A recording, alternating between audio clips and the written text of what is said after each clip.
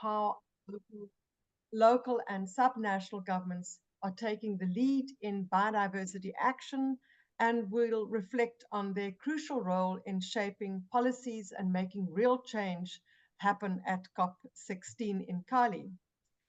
So get ready to dive into the perspectives of our local leaders towards a future where urbanization coexists in harmony with nature and in peace with nature. You can see here on the slide, we have a very impressive lineup of speakers. We have, not necessarily in the speaking order, but we have our mayor of Cali. We have a member of the executive committee of the city of Verdun-Borough from Montreal, Canada. We also have Neil Pratt, who is from the CBD Secretariat, Quibi Brandt, the ICLEI Deputy Secretary General, as well as Maria Therese Becerra Ramirez, who is from the National Interface Department from the Colombian Ministry of Environment and Sustainable Development, and Jordan Harris, the Executive Director of Regions 4. So now it is my pleasure to hand over to our first speaker, Neil Pratt. Neil is Officer in Charge of the Implementation Support Division at the CBD Secretariat, and he will set the scene by sharing how the CBD has involved local and subnational government in its processes over the last decade and more. Neil, over to you. Thanks very much, Ingrid. And first of all, I'd just like to give a very warm thanks to ICLEI for organizing this webinar, and also to my fellow panelists who will be hosting us in Cali, the road that we're discussing in this webinar, both from the city of Cali and the government of Colombia. So in my brief introduction, I would just like to touch upon the importance of subnational governments, cities, and other local authorities under the Convention on Biological Diversity. Also to highlight some of the decisions that have been taken by member states of the Convention in the meetings of the Conference of the Parties, and reflect on the progress made and challenges ahead.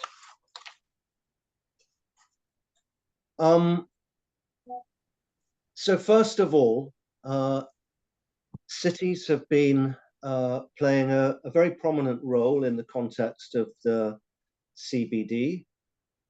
I should say cities and subnational governments since 2008, and in fact the 9th meeting of the Conference of the Parties that was held in Bonn.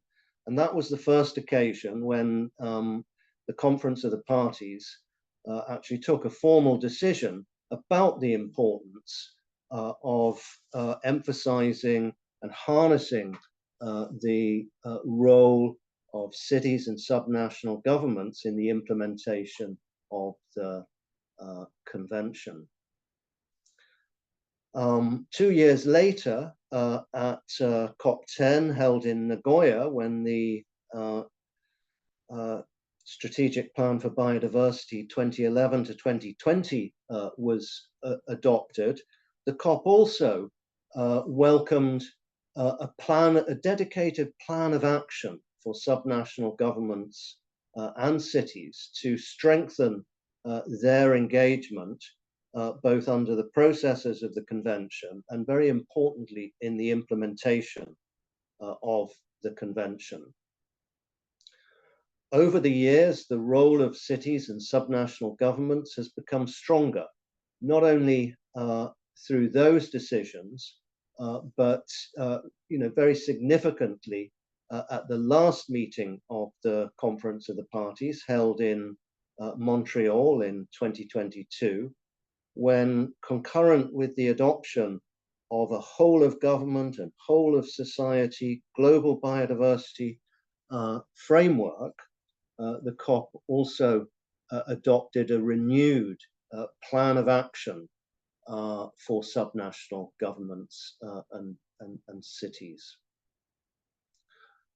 The role of cities and subnational governments has strengthened not only because of this clear recognition under the formal decisions of the Conference of the Parties, but also thanks to other activities conducted collectively by this constituency, including the summit for subnational governments and cities that for a long time now has been held as a formal parallel event in the context of the meetings of the Conference of the Parties, and will be convening for the 8th time as the 8th summit at the COP in Cali.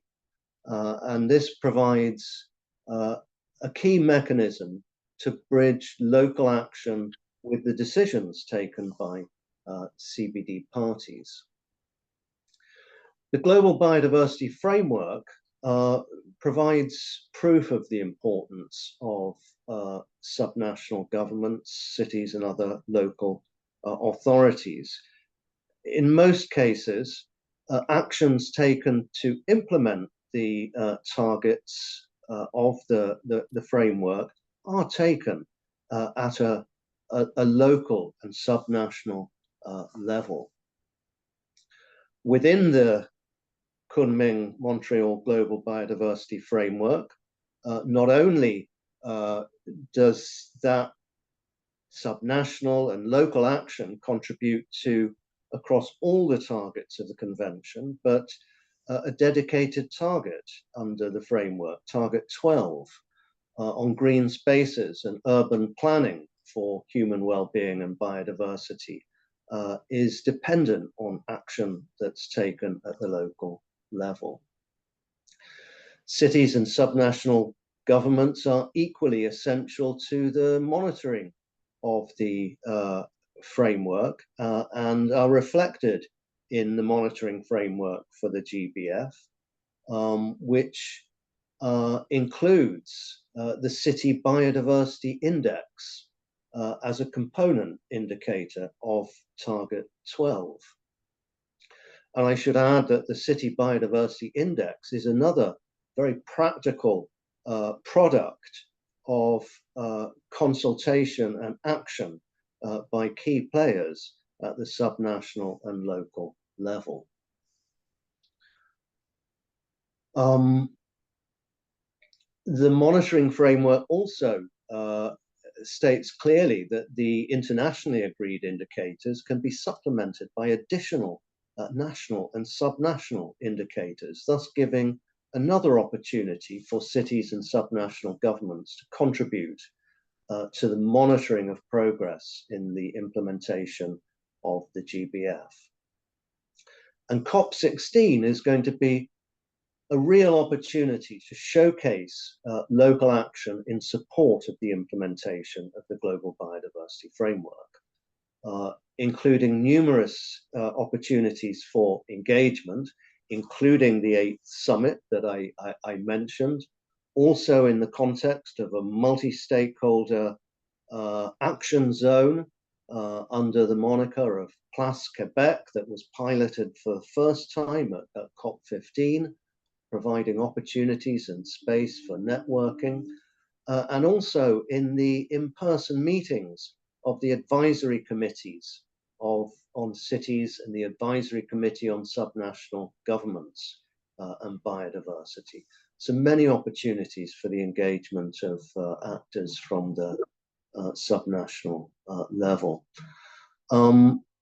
Now, reflecting a little bit more on the details of some of those key decisions that have been taken by the Conference of the Parties, I'll reflect particularly on the most recent of those, Decision 1512, under which the Conference of the Parties adopted an updated plan of action for the period 2023 to 2030, specifically to strengthen and enhance the implementation of the Global Biodiversity Framework. the COP also invited donors and the Global Environment Facility to consider further expanding and strengthening its Sustainable Cities initiative in its future replenishments. And I highlight that as being important, since the GEF is so important to the implementation of the convention. You know, whether we'll hear in this forum or others, you know, one of the key challenges is in helping to galvanize funding, dedicated funding that can be support actions at the subnational level. That plan of action was the culmination of a series of consultation that had been convened to support the preparation of the Global Biodiversity Framework, including through the Edinburgh process, which also helped to very much strengthen the global involvement of subnational and local actors in the processes and implementation of the convention. Finally, I'd just like to reflect on you know, key aspects of progress and challenges ahead. The title of this series of webinars emphasizes the need for us to move from agreement to action. And COP16 really is an opportunity for cities and subnational governments to showcase their experience, not only in engaging in the CBD processes and supporting parties, but in practical measures of implementation of aspects of the Kunming-Montreal Global Biodiversity Framework. Of relevance to COP16, Decision 1512 also invited parties at the national level to facilitate the implementation of the plan of action, including by involving subnational governments and cities in the revision and implementation, the revision and update of the national biodiversity strategies and action plans and their implementation. As we'll hear at COP16, there has been a great deal of progress by parties in the update and revision of their MBSAPs and the setting of national targets. But in many cases, these processes are still going on, and it will be important, wherever possible, for countries to involve their subnational actors in these processes for the update. And I would say vice versa, for subnational and local actors to proactively reach out and provide their interest and support to their national governments. Finally, I would just reflect that cities and subnational governments are not only essential to the implementation of the Convention on Biological Diversity, but also to many other multilateral environmental agreements, which are so important also to the Kunming-Montreal Global Biodiversity Framework. In its construction and its entire ethos, the GBF is an integrative framework that requires action and contribution from all relevant instruments and multilateral environmental agreements. And therefore, ensuring coordination at the national, but also at the local level in the implementation of related conventions, be they other biodiversity related conventions, chemicals and wastes conventions, of course the other Rio conventions, remains a challenge. And where cities and subnational governments have a strong role to play, as demonstrated by their active engagement in a process that's been convened under the convention, the Bern process, to foster greater synergies. So I would just emphasize the important role that subnational actors can bring to this challenge. So with those few words of introduction, Ingrid, I'd like to rest now and hand back to you. And I'm very interested to hear the progress of the webinar as a whole. Thanks very much. Thank you very much, Neil. And that was truly a very quick whistle-stop tour between over all the decades. And it's a really very rich tradition and history that we do have within the CBD process compared to many of the other conventions. So I'm delighted now to introduce Madame Marie-Andrée Mauger. She's the member of the Executive Committee of the City of Montreal and also the Mayor of Verdun-Barreau in Montreal.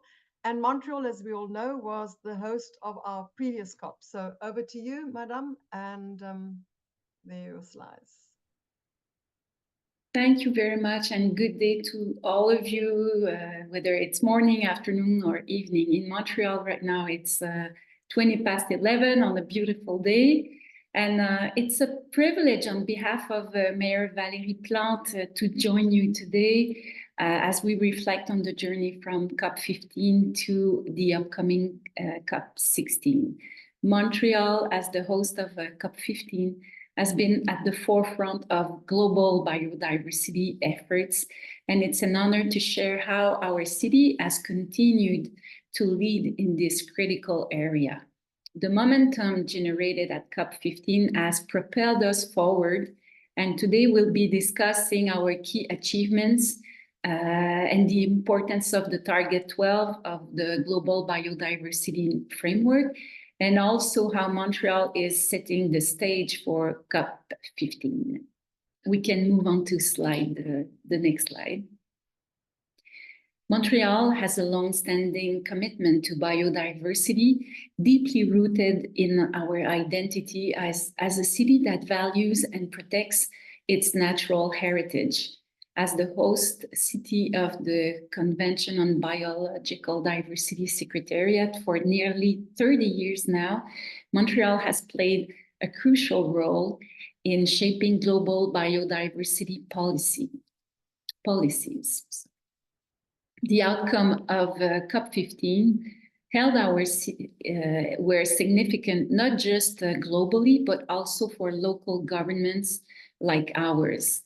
COP15 underscored the essential role of cities and regions in biodiversity conservation, including urban areas where most of the world population resides. We understand that cities like Montreal are on the front line of implementing these global frameworks, translating them into tangible actions that benefits both our natural environment and our citizens. We can move to the next slides. One of the landmark achievements of COP15 was the adoption of the Global Biodiversity Framework, with Target 12 being particularly relevant to urban areas. The Target 12 emphasizes the need to significantly increase the area, quality, and connectivity of green and blue spaces in cities. It calls for mainstreaming the conservation and sustainable use of biodiversity in urban planning, enhancing native biodiversity, and improving human health and well-being of human health by connecting people to nature. We could say hit more than one bird with one stone, so it has many benefits. And for Montreal, this target aligns perfectly with our vision of a sustainable and livable city. Montreal is a metropolis of about 2,000 people on an island so surrounded by water, and we are actively working to integrate biodiversity into every aspect of urban development, ensuring that our green and blue spaces are not only preserved but enhanced to support both ecological health and the well-being of our residents. We can move to the next slide. Montreal's strategic plan is a comprehensive roadmap guiding us towards a sustainable future, and it aligns perfectly with the goals of Target 12 of the Global Biodiversity Framework. And we are proud that our climate plan tackles both the issue of GHG emission as well as resilience and biodiversity. And we also have adopted a nature and sports plan, which received international recognition during the COP15. And this plan is a key component of our strategy because it focuses on the enhancement of green and blue spaces for all residents. In addition, Montreal's urban agriculture strategy plays a vital role in connecting citizens with nature, especially in our densely populated urban area. We can move on to the next slide. During COP15, Mayor Valérie Plante, Mayor of Montreal Valérie Plante, launched the Montreal Pledge, which is a call to action for cities to amplify their effort in biodiversity conservation by committing to 15 specific actions that align with the framework's goal. So we are proud today that more than 60 cities around the world, cities that represent more than 120 million people, have taken up this challenge, demonstrating a global recognition of the crucial role that cities play in this fight. We can move to the next slide.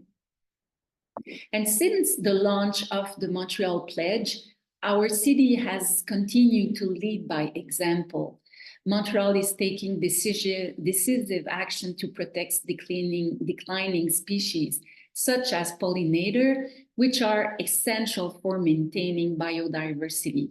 We adopted a pollinator protection plan that was launched at the start of COP15. And this plan has been a cornerstone of our efforts. And we've created a dedicated fund for species at risk, ensuring that we have the resources to protect the most vulnerable parts of our biodiversity. Moreover, our commitment to expanding Montreal, our natural jewel in the heart of our city. If you've ever come to Montreal, you know what is Mont-Royal. It's a beautiful green space right in the heart of Montreal. So this commitment to expand Mont-Royal highlights our dedication to preserving urban natural environment. I could also talk to you about our actions to ban pesticides, including on golf courses. And all these initiatives not only protect biodiversity, but also it contributes to the resilience of our city and ensuring that the natural spaces continue to thrive and to provide essential ecosystem services. Next slide, please. Our commitment to biodiversity extends to strengthening Montreal's urban forest. We are committed to plant 500,000 new trees to protect them by 2030. We're now at more than 200,000 trees planted so far.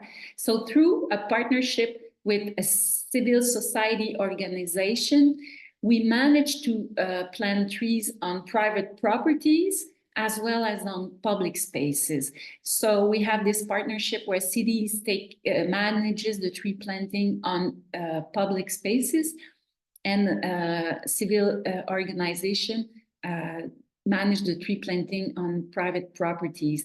So we are working to significantly increase the tree cover across Montreal. Right now, we're about at 25% of tree cover in Montreal. We've increased of 5% during the past years.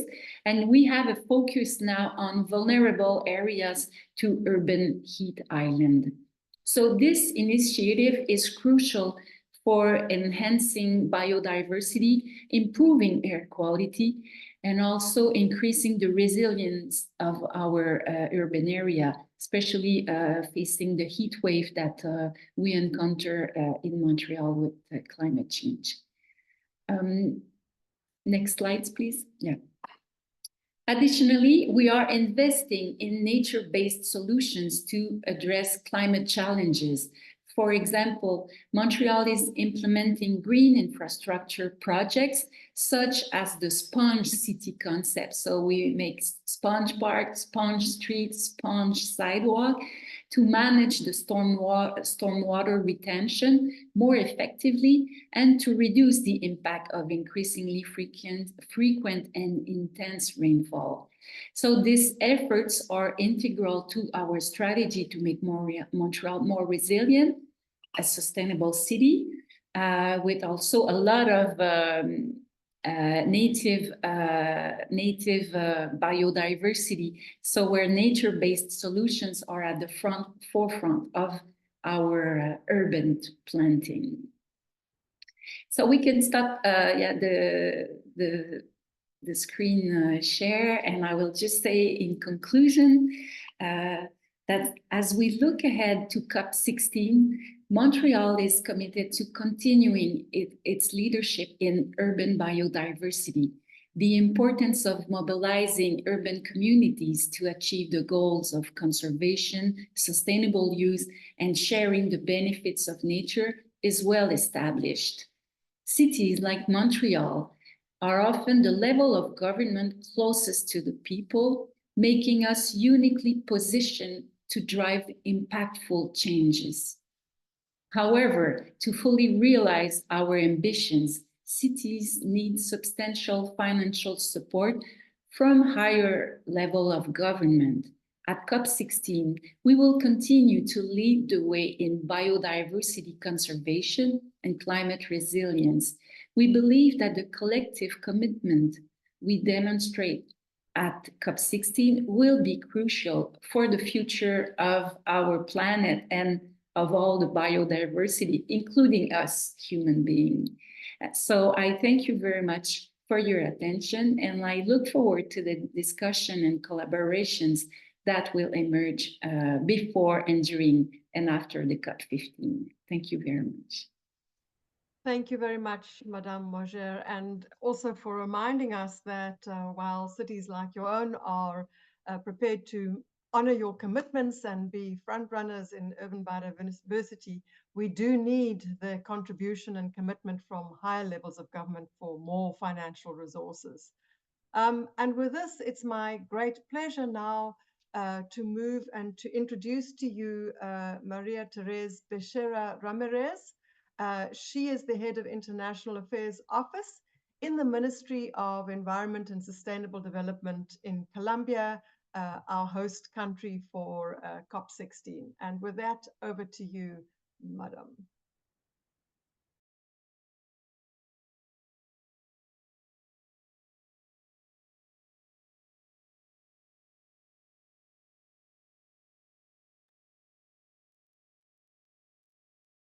Do we have?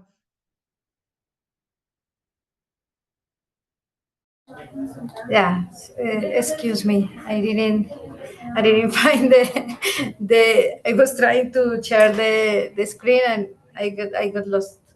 Okay.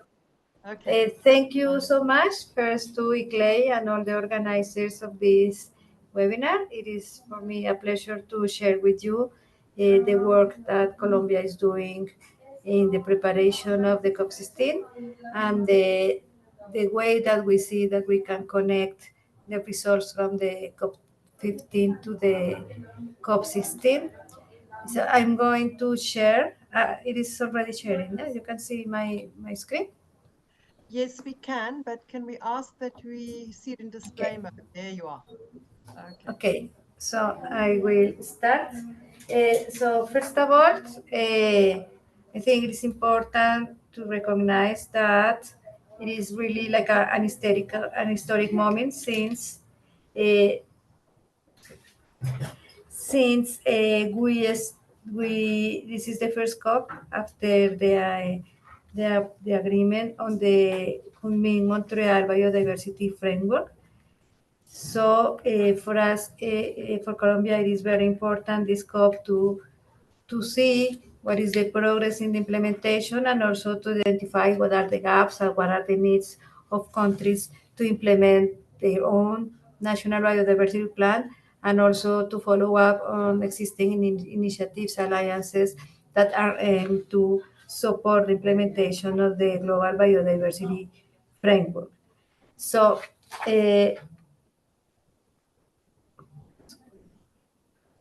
no sé cómo pasar la presentación.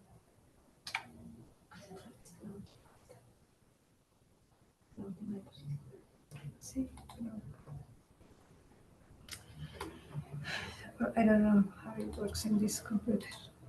Okay, it goes straight to the last. Okay, I have to do this like this way because it goes straight to the end of the presentation. So, for Colombia, we are working based on the theme of peace with nature, and Colombia has selected this they need it as flower as the image of the COP. It represents the main message of the importance of reconciliation with the environment and the biodiversity, and also the importance of working together towards the conservation of biodiversity and address the biodiversity crisis. What we are expecting is that based on the three objectives of the Convention of Biological Diversity, we have important progress on the three objectives, and this COP represents a very important milestones regarding the third objective of fair and equitable chain of benefits, since we are discussing the framework for the DSI, and it would be a very important mechanism to put into place this objective. What we are expecting at this COP, we are expecting around 12,000 people, and from national delegation and also other stakeholders. For us, it is very important the participation of all the different sectors of society, so that the government has decided that it is going to be also the people's COP.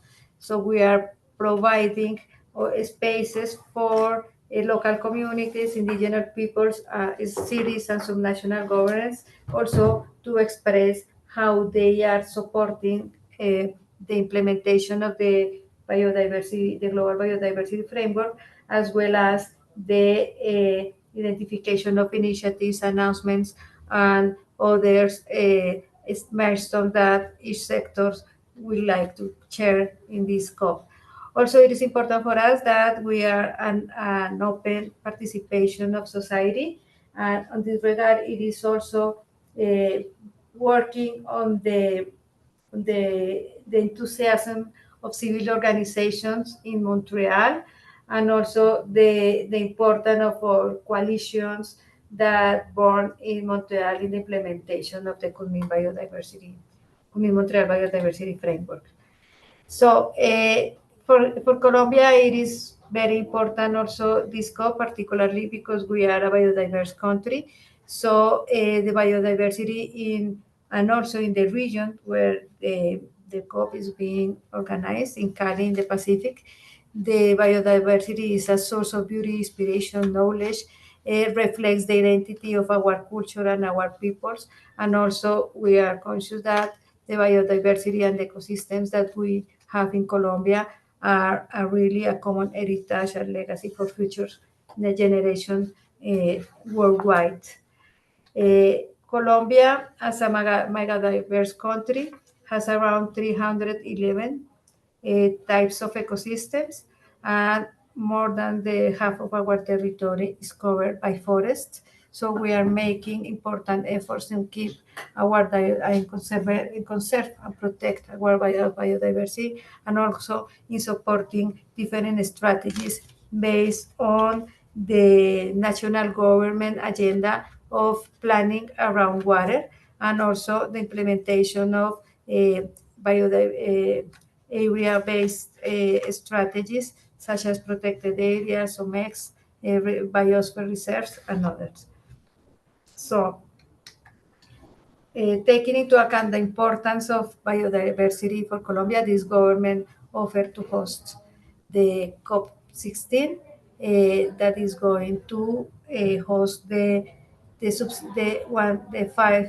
fifth meeting of the subsidiary body of implementation, the 16th meeting of the Conference of the Parties of the Convention of Biological Diversity, the 11th meeting of the Conference of the Parties to the Cartagena Protocol of Biosafety, and the 5th meeting of the Conference of the Parties of the Nagoya Protocol.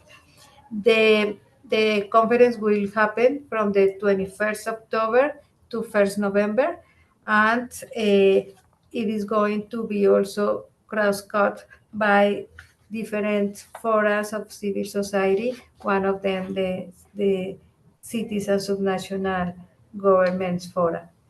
Also, we are prepared to have a high-level segment on the 29th and 30th of October, and we are preparing a green zone that is going to be open to organize side events of civil society and governments.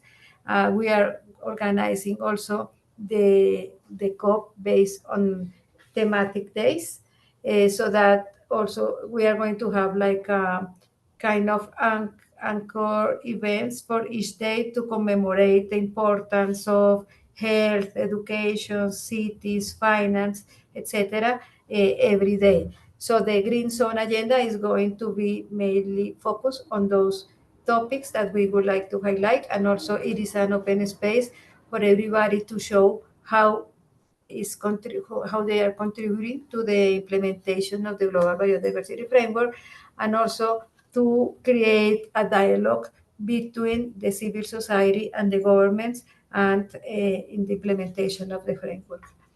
So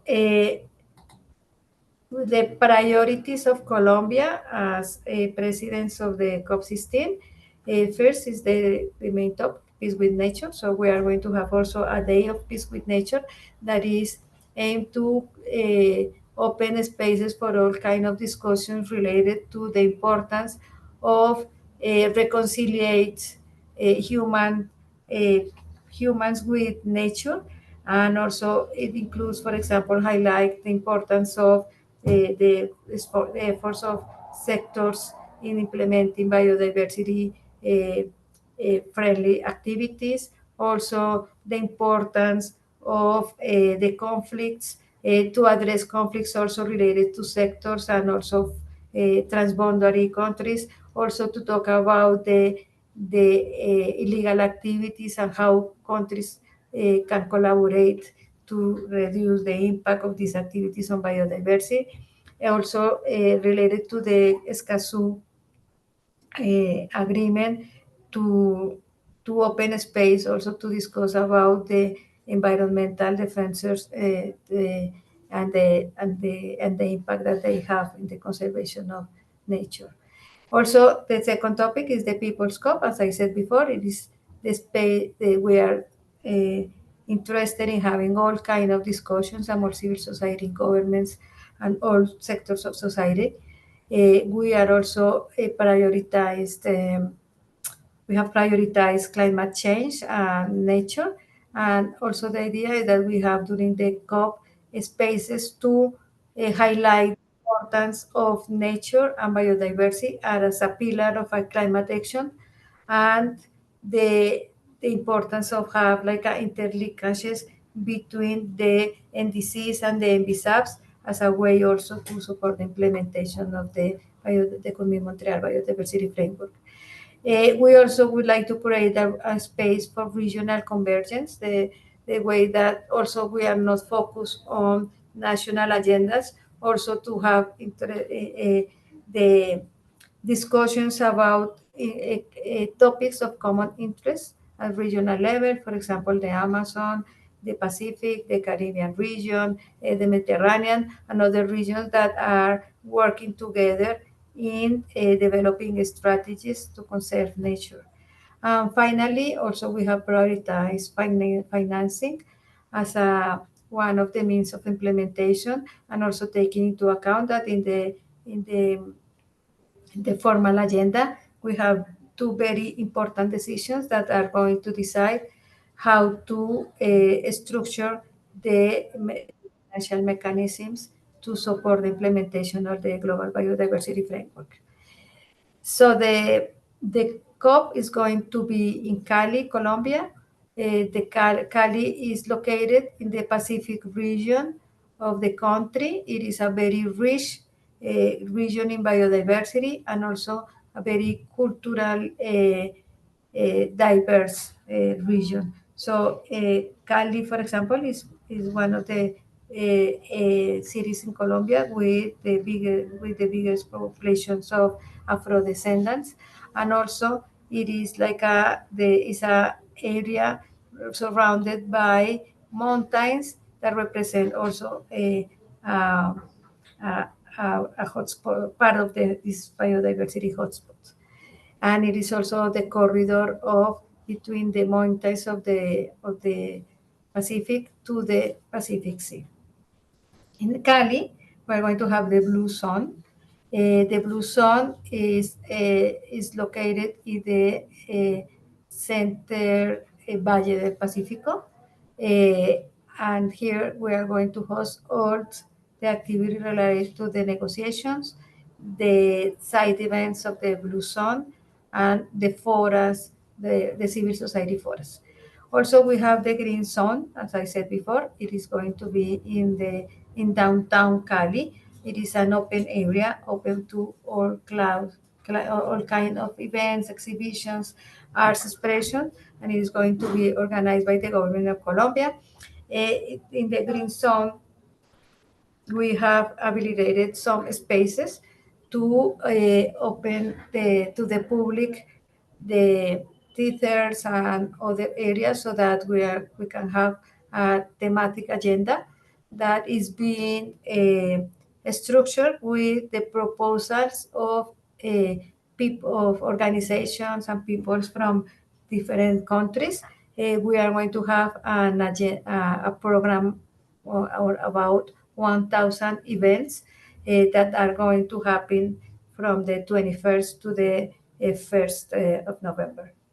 This space is also like a recognition of the efforts that were made by the government of Canada in Montreal, and the importance to keep this enthusiasm of civil society about the biodiversity.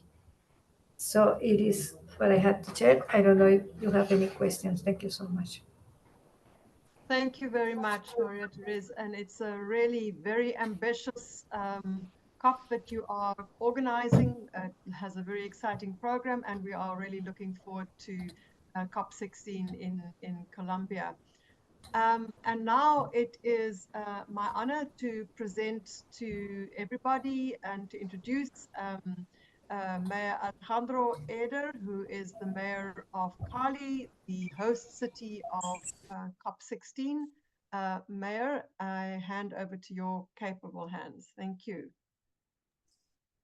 Good morning, everyone, or good afternoon, depending on where you are, or good evening. It's an honor for me to be here. Just a moment, I'm trying to open up my presentation. Just a second, please. Not a problem. Sorry. Just while we get that open, first of all, it's a great honor for me to be here as mayor of Cali, and to be the mayor of the next host city for the Biodiversity Summit. While we get started, then hold on.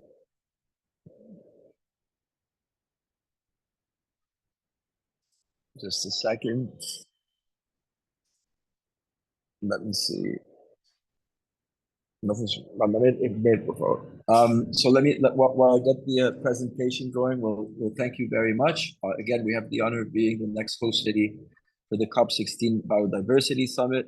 As the representative from the Colombian Ministry of the Environment was just saying, we expect this summit to have the presence of hopefully 196 delegations. So far, we have over 150 that have confirmed. We have a large number of ministers. I think it's around 100 or over 100 that have confirmed that will be here as well. We're hoping to count with the presence of an important number of heads of states as well. Cali, as you know, is one of the most biodiverse cities in Colombia, which is one of the most biodiverse cities on Earth.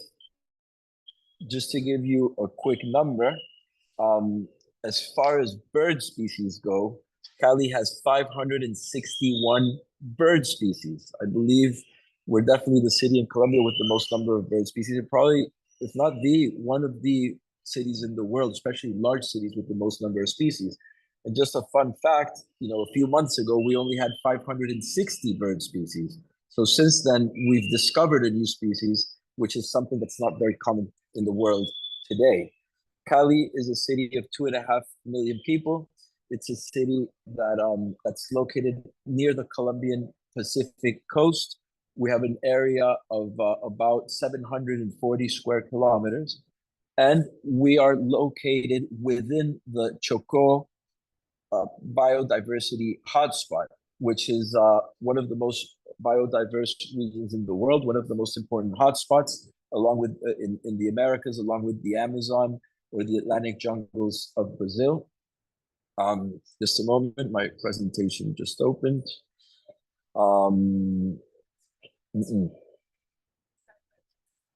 Just a moment. ¿Dónde está share? And this is.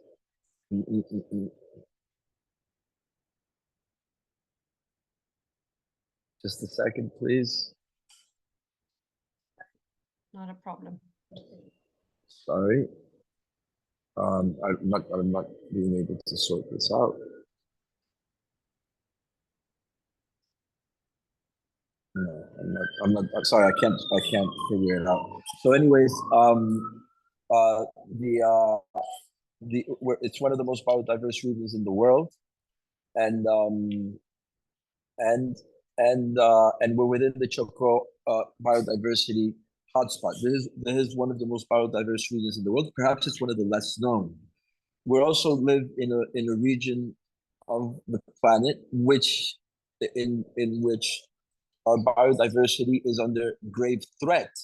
It's no mystery to anyone, unfortunately, that in Colombia there are a series of illegal economies which, without a doubt, are the greatest threat to biodiversity today. Among them, we have illegal mining, illegal gold mining primarily, and that's something that's affecting pretty much every country in the tropics, in Asia, and in Africa as well, and other Latin American countries. We have illegal migration, that's an aspect of illegal migration which hasn't been properly looked at, which is the effects of illegal migration on biodiversity and specifically on the destruction of biodiversity. And we also have the illicit production of illegal drugs, particularly, unfortunately, the cocaine trade, which is still a challenge that we Colombians are facing. The cocaine trade is devastating to the environment because, first of all, there's illegal clearing of forests and jungles to plant the coca. And then when they actually produce the cocaine, they use a significant amount of precursor chemicals. For each kilo of cocaine produced, 82 kilos of precursor chemicals, including cement, acids, and all sorts of highly toxic chemicals, are then thrown into the jungle. It is perhaps, that's one of the least looked upon aspects of illegal economies, is how much they are destroying the environment. Now, again, this is a challenge that we're facing in Colombia, but not just in Colombia. There's regions in Ecuador. The Brazilian government currently set up a special division of the of the, there we go. Can you see the presentation there? Excellent. The Brazilian government just, from what I read, I believe in The Economist, just set up a special division of the army that's just dedicated to fighting illegal mining. We see illegal mining in West Africa, in the Congo, mining for the precursor chemicals or for the minerals that are used in the making of batteries for electric cars, which is kind of very ironic that the way to protect the environment with vehicles is actually harming the environment in other ways. And we also see it in Asia. So for us, this COP16 is a very important opportunity. Here's a little bit of what I was talking about. This is where you can see on the map. You can see where Cali is in Colombia. Colombia is in the northwest corner of South America. Sorry, we're within the Cauca Valley province, which is along the Pacific coast. And again, it's the third largest city in Colombia, over 760 square kilometers, 80% of which are rural and including a national forest. We have we're within the Chocó biodiversity hotspot, just in the Chocó region. So not just Cali, but in the region outside of Chocó, we have over 770 species of birds, over 190 species of mammals, 188 reptiles, 139 species of frogs and other amphibians, over 9,000 species of plants, and we have 200 protected areas and 51 national and 51,000 square kilometers of national parks. In our vision for the COP16, first of all, it's to bring the world's attention to this part of the world. Again, the Chocó bioregion or biodiversity hotspot is one of the least known in the world, but it's one of the most important. And by inviting the world to our region, we're going to put it on the map. We also want to make this COP16 a COP that's more in touch with communities and with citizens. We want this to be the people's COP, as you may have heard delegates of the Colombian government saying. And part of what that entitles is, first of all, we're separating the green zone from the blue zone. From what we understand, usually the green zone and the blue zone are right up against each other. In this case, we're going to have the blue zone in the Cali Convention Center, which is a very big and modern convention center. And the green zone is actually going to be in the old center of Cali, in the center of the city, so that participants in the COP16 are international visitors can actually come and see the city of Cali, where they'll be able to interact in the green zone with different green businesses and green entrepreneurship projects. There's also going to be cultural events. We're also going to have events which will showcase Colombia's ethnic diversity. Colombia is one of the most biodiverse countries in the world, but it's also one of the most ethnically diverse countries in the world. And in addition to the green zone and the blue zone, in Cali, we're going to set up a series of what we call biodiversity routes or routes. And these are going to be 3 different spaces in the city, in different parts of the city, where participants can, again, learn more about different green business projects, see different cultural events, and they can also see Cali's nature.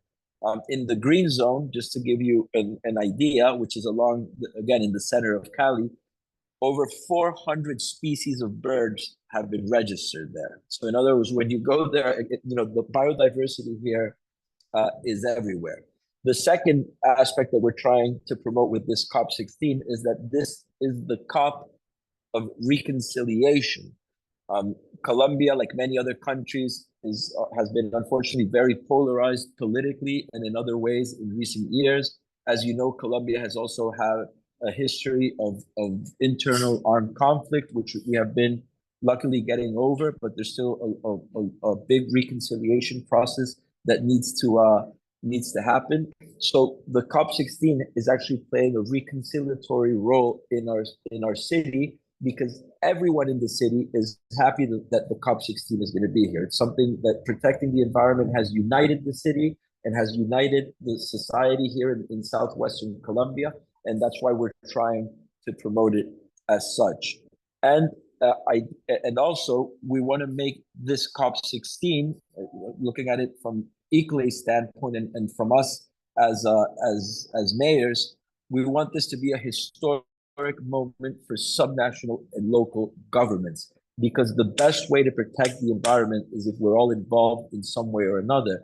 And if you look at, as far as environmental protection goes, Congress can pass a law, or national governments can point in a certain direction, but the buck stops with local and city governments, because we're the ones that actually have to implement it on the spot. So we want the ICLEI Summit to be focused in that sense. And we want to make an invitation to all of the cities that will participate in this year's ICLEI Summit, and we want to draw up a pact to protect biodiversity, and specifically, we want to bring the world's attentions to the harmful effects of illegal economies on the environment. That is something that needs to be, again, that more attention needs to be paid to. Why? Because all of our countries and all of our cities are in some way or another affected by illegal and transnational crime, be it the drug trade, illegal migration, illegal mining, illegal timber, and the such. So that's also something that we want to bring to the table while we are here in Cali. And in addition, for the Mayor Summit, we've invited over 300 mayors from around the world. Hopefully, we'll have at least 100 that will be here with us. And we're also going to have a series of parallel events with mayors as well. There's going to be a parallel Latin American Mayor Summit and the summit from one of the multilateral banks, which is a biodiverse cities meeting, which these will happen in parallel to the ICLEI Summit. So it'll be an interesting opportunity for all of us mayors, to be able to meet some of our counterparts in the world, so we can share experiences and so that we can network quite a bit. In addition to all of this, I'd also like to let the mayors know who are involved in this call right now that hopefully you will be coming to Cali. And when you come to Cali, please feel free to bring, delegates or members of your local city governments, but also please bring members from your business community. Cali is the third most important city in Colombia, but we're one of the country's main industrial hubs. 18% of Colombian industry is based in Cali or in the Cali region. 22% of Colombia's agro-industrial base is also based in this region. We also have a very vibrant tech sector. 5 out of the 10 largest tech companies in Colombia are based here in Cali. And we also have a very strong academic sector, not just universities, but also research institutions such as the CIAT, which is the International Center for Tropical Agriculture, which is basically one of the most important research centers on agriculture in tropical regions, but also in maintaining and in identifying and safekeeping different seeds and different varieties of seeds. So there's plenty to see here. We also have the Farallones National Park, and we have a very high potential as far as ecotourism. The Farallones National Park has 190,000 hectares. We have just a little corner of it, but there's one of the most mega diverse national parks in Colombia and in the world. And hopefully when you come down here, we'll take you up there. But it would be great if you could bring people from your business community as well, because perhaps some of them would be interested in, learning more about Cali and seeing the great business potential that we have in our city. And I would say that as far as that goes, Cali will also officially join during the summit the Cities with Nature initiative. That's one of our main goals. And like I said, we would like to try to strengthen the network of biodiverse cities and in general of cities in the world so that we can be more active in preserving biodiversity against criminal activities and also against conflict. That's one of the aspects that also isn't looked much upon, but right now there's a lot of conflicts going on in the world, and the environmental damage that's being caused by these wars, I think, hasn't been properly framed. And I think that that's something that we should discuss as well while we are here in Cali. So again, it's a great honor to be here. It's a tremendous honor to be the host city of the COP16 summit and of the ICLEI summit. And I hope to see all of you down here in Cali. Also, just in case, Cali is known as the salsa capital of the world. So please bring your dancing shoes. Thank you. Thank you very much, Mayor. That has been truly inspiring, your vision. As far as the salsa is concerned, I can tell you we're all taking lessons and practicing.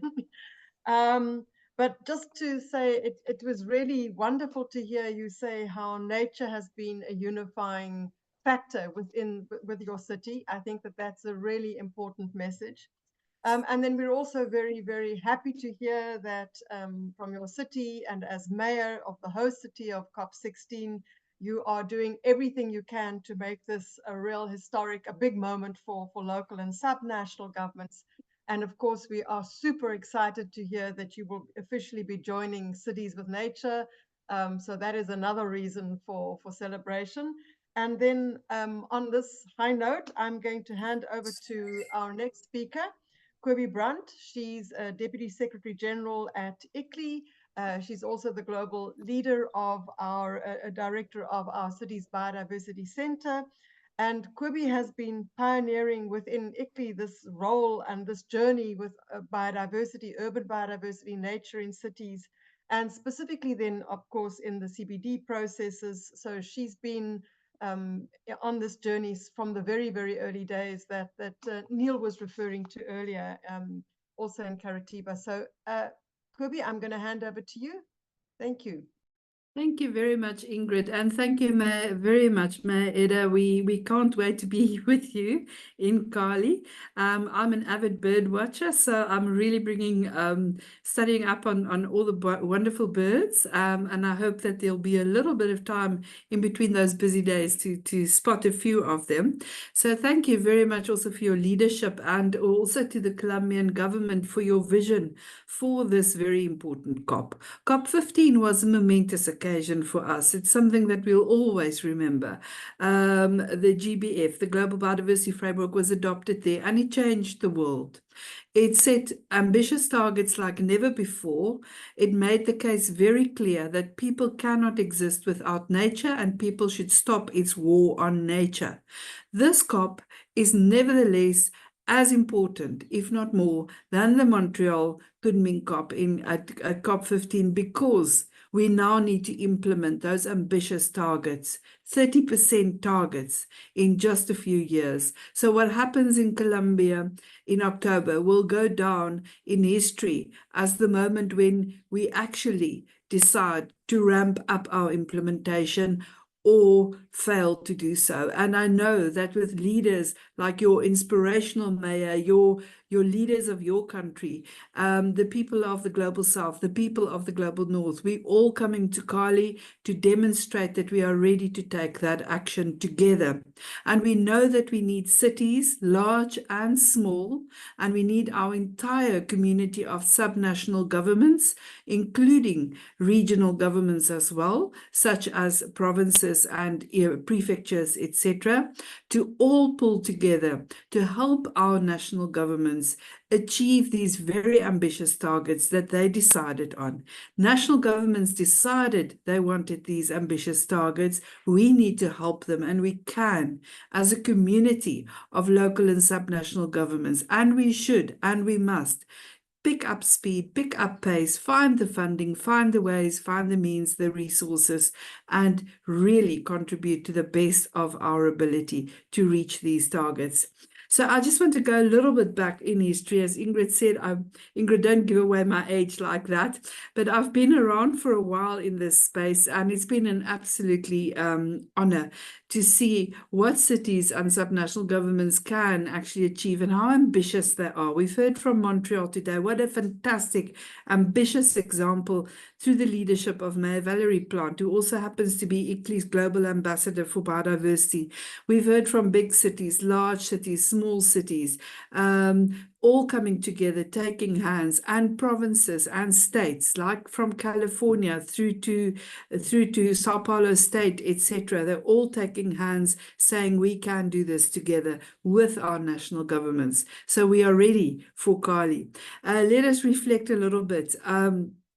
It's very important that we bring our voices of local and subnational governments to the international platform so that they can see and understand where these global decisions are made, but they can also be part of the discussions around these global decisions, because often when the parties come home to their home countries, they need to take hands with their local and subnational governments to implement these targets. It's very important that our constituency is very much respected as government's part of this process, even if at lower level and hand in hand with our national governments. So thank you very much also for Colombia for opening the doors so admirably for the voices and the leaders of local and subnational governments.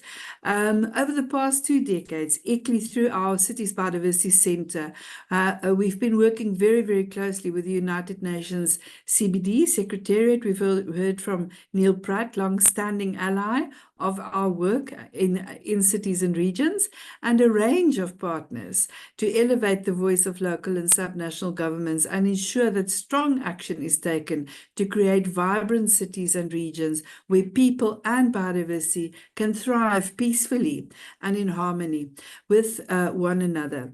And here I just want to say that it's not ICLEI alone. ICLEI is in a way doing this on behalf of many, many networks of local and subnational governments, and hand in hand with many of them and our partners around the world. Alone, we cannot do it. So this summit is not only ICLEI summit. It is maybe ICLEI's playing a leading convening role here with our partners, but it is a summit that's wide open to the entire world and all our networks and all our local cities and our subnational governments combined, and our friends and allies, and of course our national governments.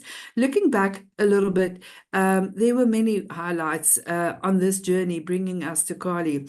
LAB, Local Action for Biodiversity, was pioneered around 2006 as a world first initiative. And what's unique about it is that cities asked us to do this. It's not something ICLEI, and at the time ICLEI and IUCN together decided to do this.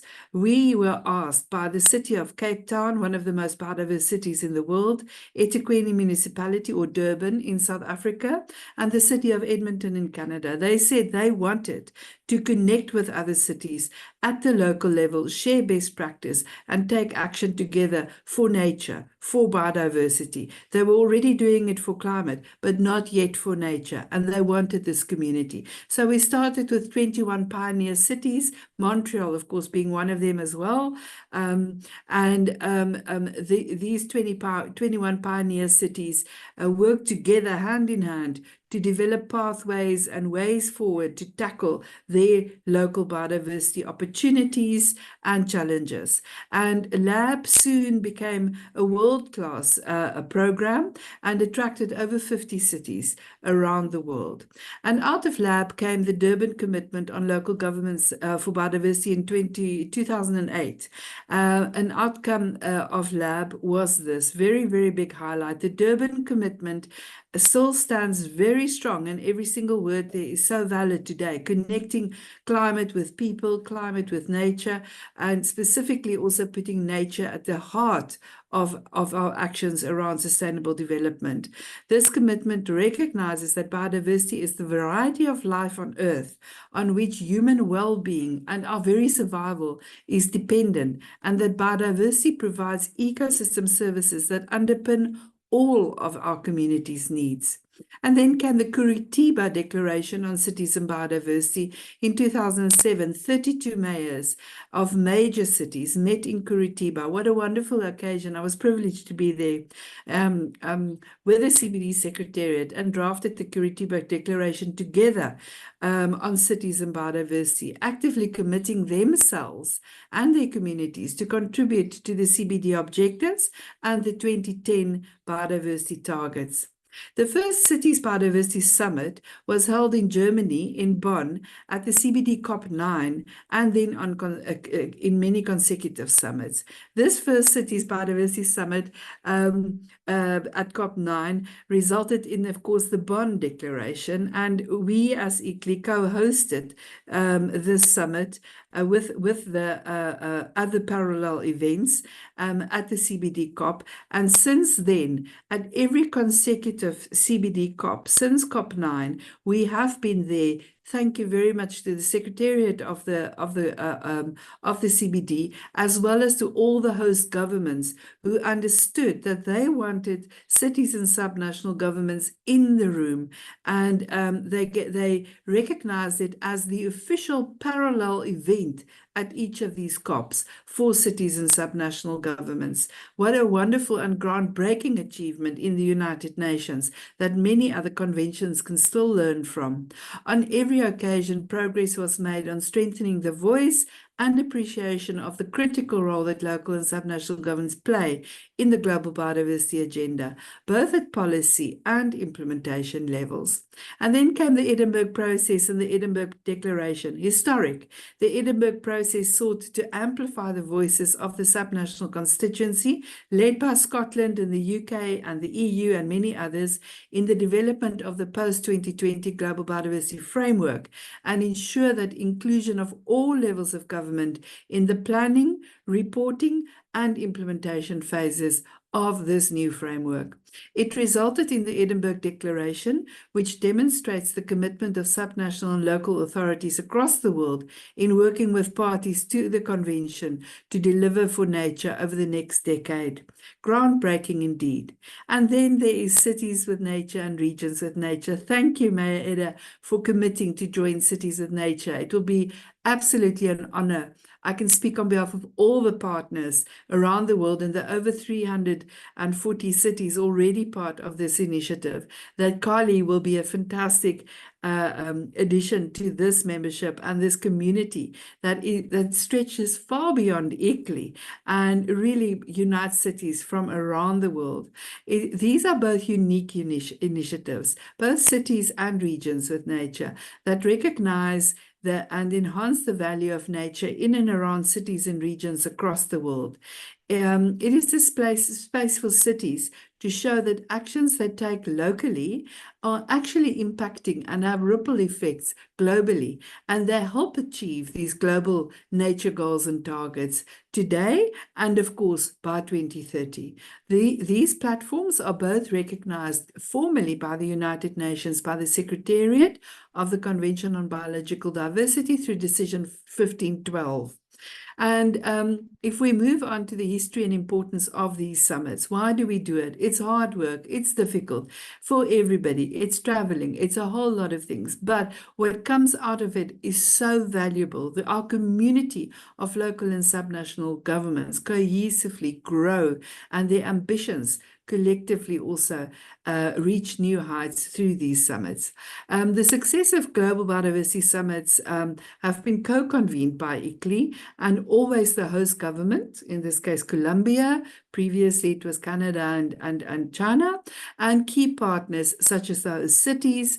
UNEP has been a key partner, Regions 4 has been a key partner. Many are key partners in these summits as official events parallel to the COP, as I said, since 2008. Since the first summit, there has been at least one official COP decision dedicated to local and subnational governments emerging from each of these summits negotiations. This is testimony to the CBD parties and the SCBD's recognition of the vital role that cities and regions play in contributing to these global objectives. And just a few highlights. If we look at the fifth summit, I'm just going from the fifth summit, not the first one. The fifth summit was held in December 2016 in Cancun, Mexico. What a wonderful moment, where local and subnational development policies and an action plan was adopted, cutting-edge research action initiatives were launched, integrated design of subnational projects and implementation was reached, global and regional participation and commitment was elevated to new heights, and collective local and subnational engagements resulted in reporting platforms that were not there before. And of course, local and global community actions helped contribute to the 2011 to 2020 strategic plan, and of course the ICLEI biodiversity targets, which informed very much where we are today with the new Global Biodiversity Framework. The summit at that time gathered representatives from more than 73 countries, 90 high-level delegates and panelists, and about 700 attendees. The main result of the summit was the preparation of the Quintana Roo local communique on local and subnational action to integrate biodiversity across different sectors and stakeholders, mainstreaming, if you like. And then if we turn our eyes quickly to the sixth summit, second last one that we held was in Egypt, in Sharm el-Sheikh in Egypt, 2018. And the summit gathered at that time representatives from more than 55 local and subnational governments, delegates from 46 CBD member countries, over 100 high-level delegates and panelists, and around 500 attendees. The main result of the summit was the preparation of the Sharm el-Sheikh communique on local and subnational action for nature and people. Very much a shift towards also including the social dimensions of our work with nature and our connection with nature. And then a number of other achievements were reached there. But let's turn to the seventh summit, the previous one, in 2022, in December in Montreal, Canada. What a moment. The summit gathered over 1,500 attendees, delegates from 70 CBD member countries, and more than 250 high-level delegates and panelists. The summit marked a historic global milestone, welcoming greater contributions from local and subnational governments to the GBF and a renewed and more ambitious plan of action. And this plan of action, of course, was complemented, as our colleague from Montreal pointed earlier on, by the Montreal Pledge, which is still with us today and signed by many cities around the world. So it was also at that point that the summit featured new projects and multilateral agreements, as well as significant announcements and initiatives such as Cities with Nature and Regions with Nature, which were formally then adopted as well by the CBD in decisions. And the pavilion, we had a pavilion of 2 weeks running there, supported also with great support from the governments of Quebec, City of Montreal, Government of Canada, and many others. Also the governments of China, Kunming, everybody pulled together, where over 50 thematic sessions were held, bringing together governments and the ICLEI network partners to enhance and highlight their local actions in biodiversity and ecosystem services. The summit focused on taking action and making commitments, and we're going to build on that when we get to Cali. And then the 8th summit. It's wonderful what a beautiful logo, complementing the beautiful logo of the Columbia COP. It's absolutely stunning, and we're so delighted to be working with the government of Colombia and with the city of Cali. We very proudly announced the 8th Global Biodiversity Summit during the ICLEI World Congress just 2 months ago in Sao Paulo in Brazil at the session Greening Our Urban Tapestry. And that is where the summit of this beautiful summit you're looking at was displayed for the first time.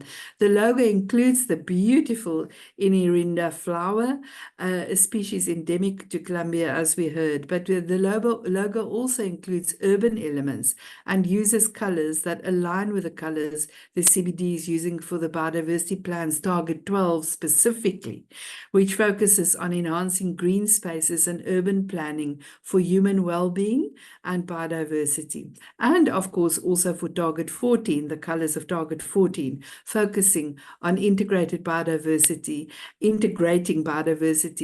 decision-making at every level of the biodiversity plan. The 8th summit is proudly co-hosted by ICLEI, the Secretariat of the Convention on Biological Diversity, the City of Cali, the Colombian Ministry of Environment and Sustainable Development, and our friends at Regions 4. And a closed door meeting, just to tell you a little bit, is planned for the 25th the day before the summit on the 26th, of an intimate group of government leaders, including mayors and governors and other political representatives from around the world. It offers a unique closed door platform for political representatives to voice their insights to one another and strategize together in terms of what they want to achieve at the COP16 and how they set priorities when talking with COP16 presidency and how they can better represent their entire constituency of local and subnational governments. We very fondly remember the wonderful closed-door meetings held for these mayors. They don't often get the opportunities, mayors and governors, to talk peer-to-peer to each other freely without it being recorded, and giving them the space that they can talk to each other about the challenges they have, but also their aspirations and how they can work better together in support of their national governments. And I think this occasion on the 25th is going to be wonderful. And thank you, Mayor, for making this possible also for us. The 8th summit is then on the 26th of October, which includes top-level panels and interventions from high-level representatives. And the Mayors Forum of the Urban Nature Program will convene its first meeting in Cali, featuring the following themes the following day: the vision and ambition of urban nature positive development and urban biodiversity, key challenges for implementation, and mayoral ambitions for nature positive cities. In-person meetings of the CBD advisory committees on cities and the advisory committees on local and subnational governments will both meet in-person meetings during these days, and the local and subnational governments major group hub will also have a meeting, a very packed program indeed. And these are all events in the blue zone, but there will be many, many events, as the mayor and the Ministry of Colombia also indicated. It's a people's COP. So many events will also take place in the green zone, focusing on urban biodiversity, on cities and on subnational governments altogether. The theme for the 8th summit is around partnering, progress, and peace. Partnering underscores the importance of collaboration with civil society, the private sector, and indigenous and local communities. And remember, we're saying partnering, so it's a verb, it's active. We're not just partners. We need to come to the table. We need to partner in an active way. So it emphasizes the role of collective action in driving transformation change for biodiversity, even if it's out of your comfort zone and even if it's with unusual or new partners. It calls for resource mobilization and the exchange of knowledge and resources to strengthen efforts in restoring and conserving ecosystems.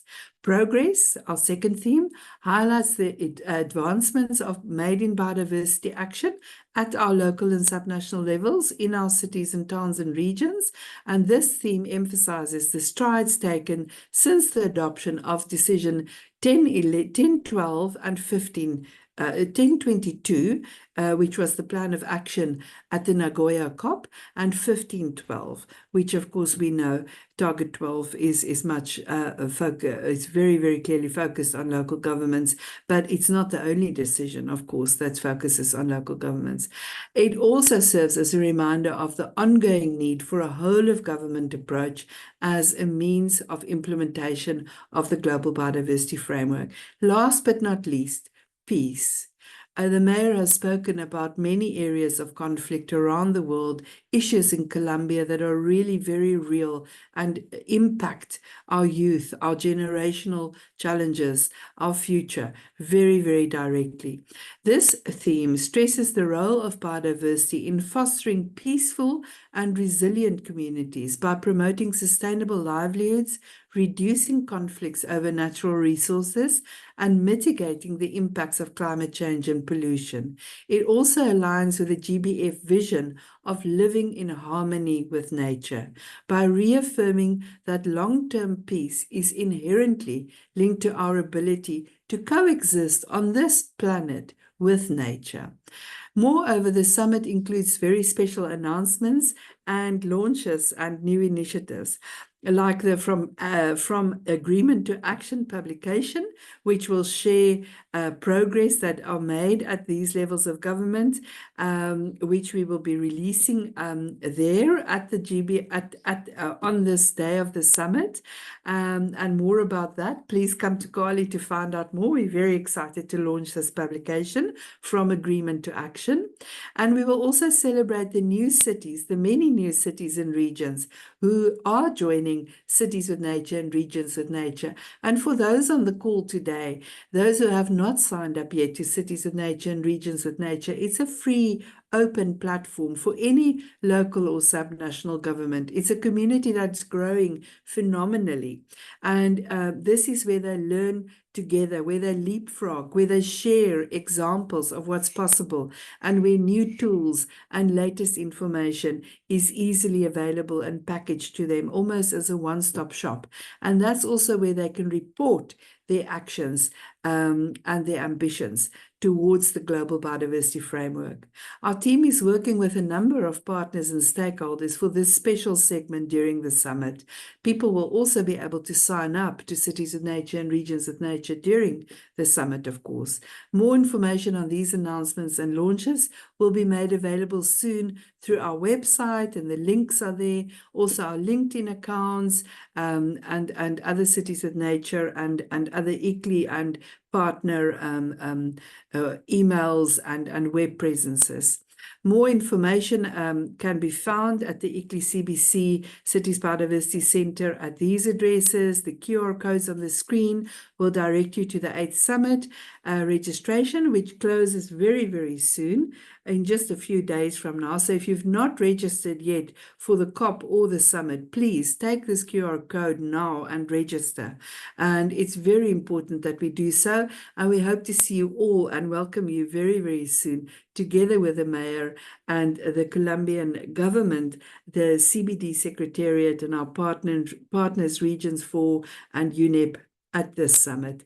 And again, all together in these days, jam-packed, very action-driven days that we can expect at the COP altogether. So thank you very much, Ingrid, for this opportunity.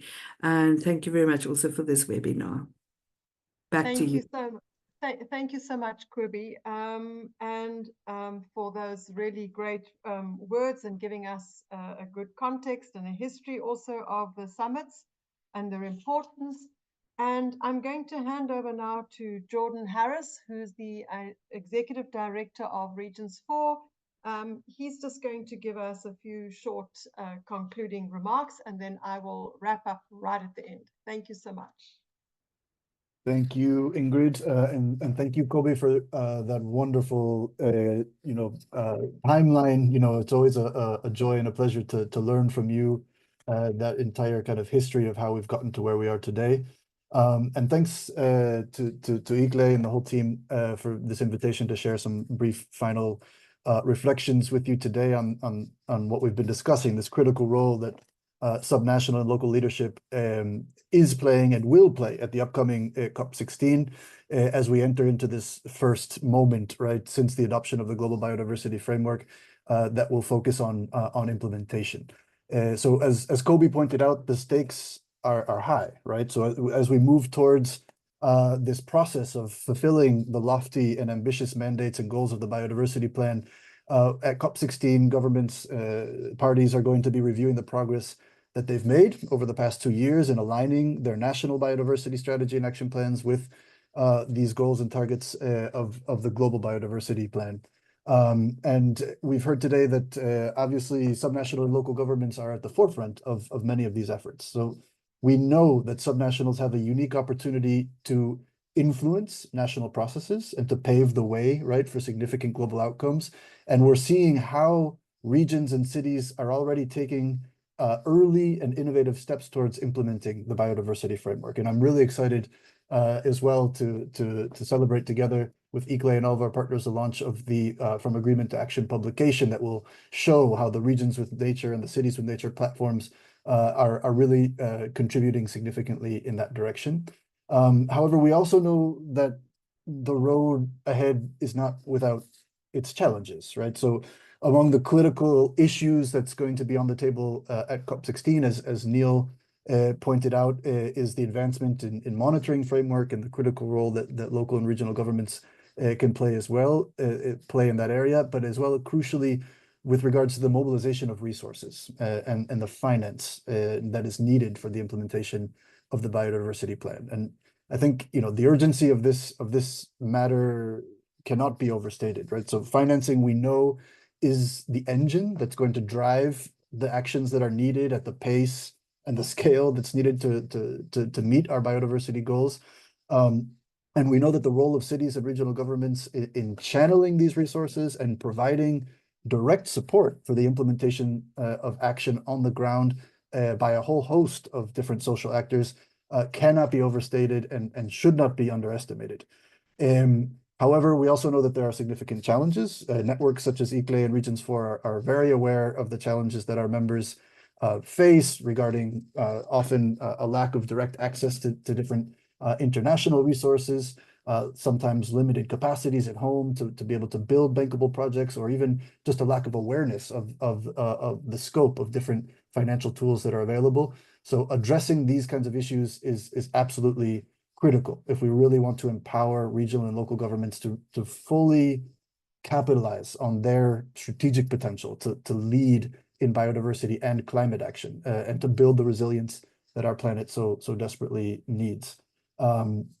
So among these challenges, though, as we've seen today through all of the interventions, there's also significant hope.